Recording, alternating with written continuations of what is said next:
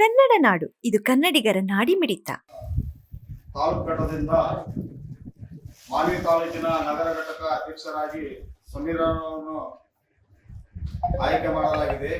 ಅದೇ ರೀತಿಯಿಂದ ಖಜಾನ್ಸಿಯಾಗಿ ಪವನ್ ಕುಮಾರ್ ಅವರನ್ನು ನಮ್ಮ ಸಂಘಕ್ಕೆ ಆಯ್ಕೆ ಮಾಡಲಾಗಿದೆ.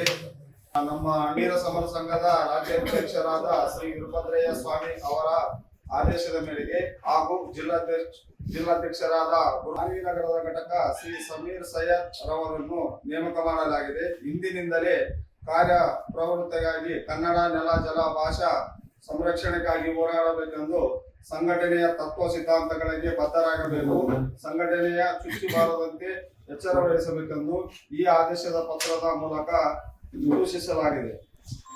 ಕರ್ನಾಟಕ ವೀರ ಸಮರ ಸಂಘ ನಮ್ಮ ರಾಜ್ಯಾಧ್ಯಕ್ಷರಾಗಿರ್ತಕ್ಕಂಥ ಸನ್ಮಾನ್ಯ ವೀರಭದ್ರಯ್ಯ ಸ್ವಾಮಿ ಅವರ ನೇತೃತ್ವದಲ್ಲಿ ಇವತ್ತು ಮಾನ್ವಿ ಪಟ್ಟಣದಲ್ಲಿ ನಗರ ಘಟಕೆಯನ್ನು ಮಾಡಿದ್ದೀವಿ.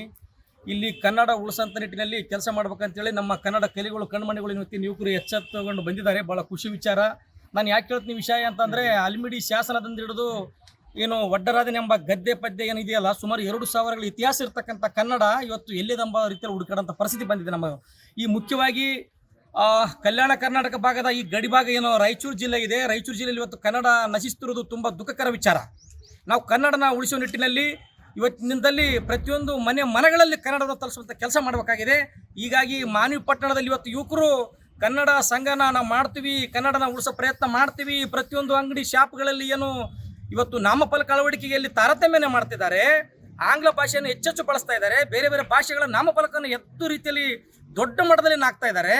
ಆದರೆ ಕನ್ನಡಕ್ಕೆ ಕೊಡ್ತಕ್ಕಂಥ ಸ್ಥಾನಮಾನ ಕೇವಲ ಅಲ್ಪ ಸ್ಥಾನಮಾನ ವಿರುದ್ಧ ಅವರು ಹೋರಾಟಕ್ಕೆ ಸಜ್ಜಾಗಿದ್ದಾರೆ. ಇವತ್ತು ಯುವಕರು ನಾವು ತೀರ್ಮಾನಕ್ಕೆ ಬಂದಿದ್ದೀವಿ, ನಾವು ಮಾಡ್ತೀವಿ, ತೀರ್ಮಾನಕ್ಕೆ ಬಂದು ಕನ್ನಡವನ್ನು ಉಳಿಸ್ತೀವಿ, ಕನ್ನಡವನ್ನು ಬೆಳೆಸ್ತೀವಿ ಅಂತ ಯುವಕರು ಬಂದಾರ. ಭಾಳ ಹೆಮ್ಮೆ ಆದಂಥ ವಿಷಯ ಇದು.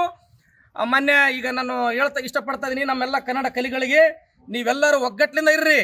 ಇವತ್ತು ಮಾನ್ವಿ ಸೇರಿದಂತೆ ರಾಯಚೂರು ಸುತ್ತಮುತ್ತ ಪ್ರತಿಯೊಂದು ನಗರಗಳಲ್ಲಿ ಏನು ಈಗ ಅಂಗಡಿ ಮುಂಗಟ್ಟುಗಳಲ್ಲಿ ನಾಮಫಲಕದೆಲ್ಲ ತೆರವುಗೊಳಿಸೋಂಥ ಪ್ರಯತ್ನ ಮಾಡಿರಿ, ಅವಕ್ಕೆ ಕಪ್ಪು ಬಯಸಿ ಬೆಳ್ರಿ ಅಂತೇಳಿ ಈ ಮೂಲಕ ನಾವು ನಮ್ಮ ಸಂಘಟನೆಗಳಿಂದ ಒತ್ತಾಯ ಪಡಿಸ್ತಾ ಇದ್ದೀವಿ. ಆತ್ಮೀಯ ಕನ್ನಡ ಅಭಿಮಾನಿಗಳೇ, ನೀವೇನು ಇವತ್ತೆಲ್ಲ ಸಜ್ಜಾಗಿ ಬಂದಿರಲ್ಲ, ಭಾಳ ಖುಷಿ ವಿಚಾರ. ನೀವು ಇದನ್ನು ಮಾಡಿರಿ. ಮತ್ತು ಕನ್ನಡ ಇವತ್ತು ಕೆದಕ್ತಾ ಹೋದಂಗೆಲ್ಲ ಕೇವಲ ನಾವು ತಿಳ್ಕೊಂಡಿರ್ಬೋದು ನಾಮಫಲಕದ ಒಂದೇ ಇರ್ಬೋದು ಏನು, ಅಥವಾ ಭಾಷೆ ವಿಚಾರವಾಗಿರ್ಬೋದು ಏನಂತ ಇಲ್ಲ. ಭಾಳಷ್ಟು ತಾರತಮ್ಯದೇವೆ. ಕನ್ನಡಕ್ಕೆ ಆಗ್ತಕ್ಕಂಥ ಅವಮಾನಗಳು ಒಂದೆರಡಲ್ಲ, ಅದು ಕೆದಕ್ತಾ ಹೋದಂಗೆಲ್ಲ ಬೆಟ್ಟದಷ್ಟಿದೆ. ಅವೆಲ್ಲ ವಿರುದ್ಧ ನಾವು ಹೋರಾಡಬೇಕಾಗಿದೆ.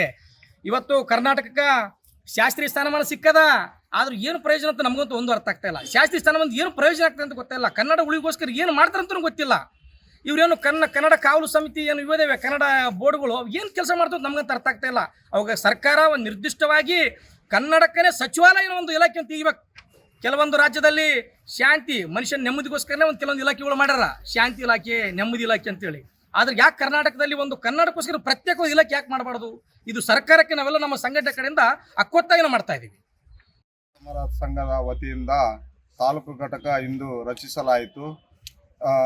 ನಗರ ಘಟಕ ತಾಲೂಕು ಅಧ್ಯಕ್ಷರಾಗಿ ಸಮೀರರನ್ನು ನೇಮಕ ಮಾಡಲಾಯಿತು.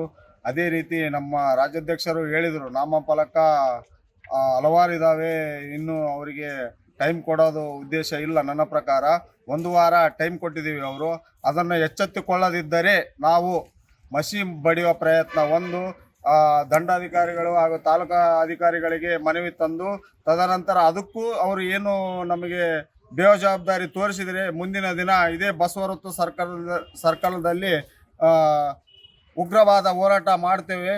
ನಾವು ಮಾಡ್ತೀವಿ ಅಂದಮೇಲೆ ಬಿಡೋದೇ ಇಲ್ಲ, ನಾವು ಪಕ್ಕ ಮಾಡ್ತೇವೆ.